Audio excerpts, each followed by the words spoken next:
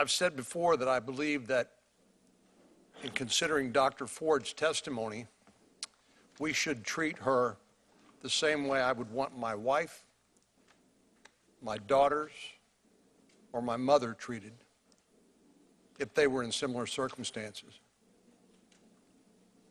Conversely, I want to make sure we treat Judge Kavanaugh the same way we would treat my father, my brother, or a son. We owe that to both Judge Kavanaugh and to Dr. Ford. It is simply false to say that somehow we have, in drawing attention to the fact that this has been an orchestrated effort to delay the vote on this nomination, that we have somehow been disrespectful of Dr. Ford. I'm proud of the way this committee treated Dr. Ford yesterday. I thought it was appropriate, dignified, and apparently our friends across the aisle are somehow upset that we got a trained lawyer who handles claims like this on a daily basis to handle it in a thoughtful, appropriate way to elicit facts and information from Dr. Ford. I thought Ms. Mitchell did a good job. But to somehow wrap themselves in the normal compassion we would that we do feel for somebody in Dr. Ford's situation and claim that we are not treating her well by pointing out the overt politicalization of this process is simply trying to take our eye off the ball. There has been a calculated effort to manipulate this process in a way that is blatantly unfair to Dr. Ford and to Judge Kavanaugh, and that's shameful. I said yesterday I think this is one of the darkest days for the United States Senate since the McCarthy hearings that occurred back in the 50s. You may recall the comments of one of the lawyers who said, "I never really gauged your cruelty or recklessness before today," and asked Senator McCarthy, "Have you no sense of decency?"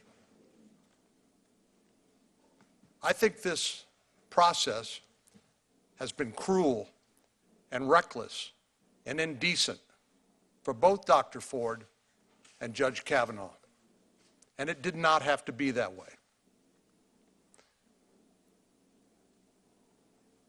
When we learned yesterday from Dr. Ford that she did not authorize the release of the letter of July 30 that she sent to Senator Feinstein, she did not authorize it, she did not want it leaked, but it was leaked.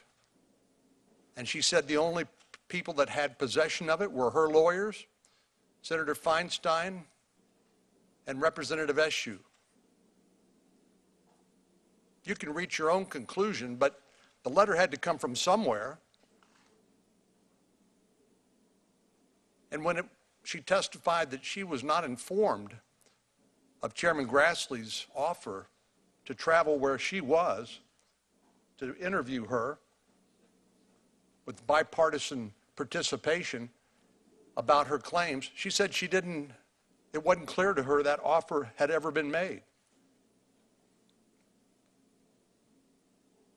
So when the letter was leaked by somebody, when the offer to interview her before a bipartisan panel of investigators at a place and time of her choosing out of the public eye, when that was not communicated, it sure looks to me, at least the circumstantial evidence would seem to point to the desire to have exactly what we had yesterday and to contribute to what has been described as accurately as a circus atmosphere.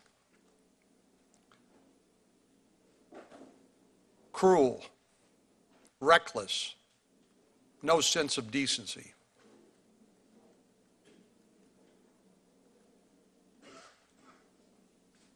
I would point to the fact that Judge Kavanaugh said as long as this nomination has been pending, you've seen a trend toward more and more scurrilous, salacious, and uncorroborated allegations being made against him, all of which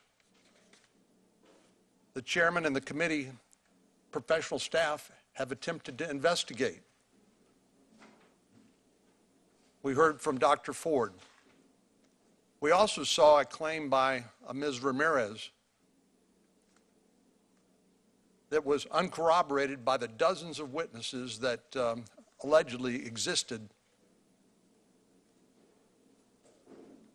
that the New York Times could not confirm. Nobody would confirm her allegation. And then yesterday, the ranking member quoted from some of the claims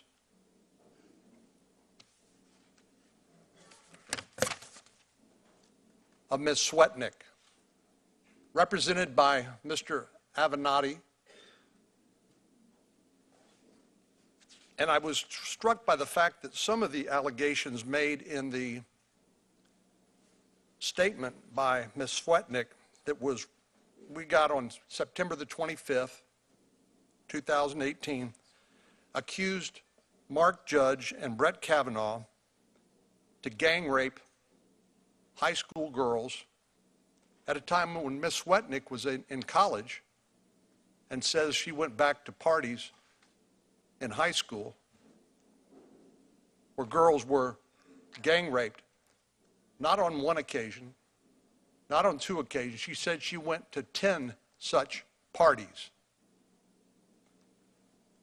I'm shocked that our colleagues would embrace this kind of uncorroborated, outrageous, salacious allegation,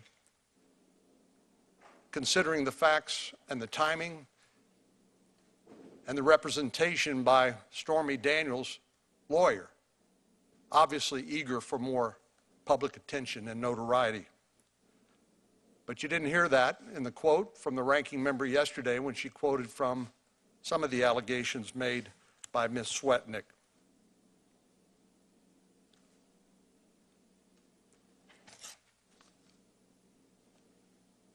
Our friend, the ranking member, said yesterday that the integrity of the Senate is on trial. I agree with that. And we're failing badly.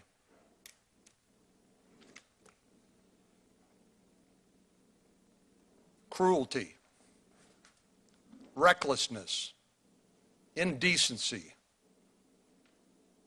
toward the people we should be treating with respect and dignity. That extends to Mark Judge. Isn't it obvious what is happening here with Mark Judge? He has submitted a statement under penalty of felony saying that Brett Kavanaugh and I were friends in high school, but we've not spoken for several years. I do not recall the events described by Dr. Ford in her testimony before the United States Senate Judiciary Committee today. He submitted that statement yesterday. He said, I never saw Brett act in the manner Dr. Ford describes. I am knowingly submitting this letter under penalty of felony. So he says he has nothing more to offer. He submitted his statement under penalty of felony, but here's the other part. He admits to be a recovering alcoholic, as well as a cancer survivor.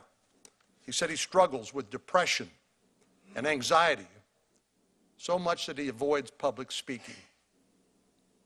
And our colleagues across the aisle believe that the appropriate course of conduct is to drag Mr. Judge into this circus-like atmosphere and to subject his battle with alcoholism and addiction to public investigation and scrutiny and ridicule. That is cruel. That is reckless. That is indecent. So, Mr. Chairman, in conclusion, I believe this is a calculated effort to delay the vote. I think the evidence all points to that. And the longer we go without voting, it's clear to me that people like Mr. Avenatti and others eager to get attention and willing to peddle the most salacious, uncorroborated, outrageous allegations against this nominee, that we'll continue to see more of the same.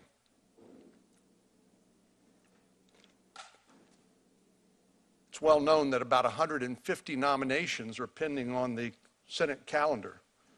If there's been one thing that's been the hallmark of our colleagues' conduct across the aisle during the time of the Trump administration, it's to obstruct, delay, and deny this administration the benefit of the nominees which they have sent to the Senate for advice and consent. That includes not only judges, but all aspects of the federal government. 150 nominations pending on the Senate calendar because even with uncontroversial nominees, they want to obstruct, delay, and deny this administration the benefit of the people they've chosen to help govern. So it strikes me as entirely consistent with what we have seen on this nomination. And I think it's disgraceful, as Senator Hatch said yesterday. I think the way Dr. Ford and Judge Kavanaugh have been treated is a scandal, and it is cruel, reckless, and indecent. Senator Whitehouse.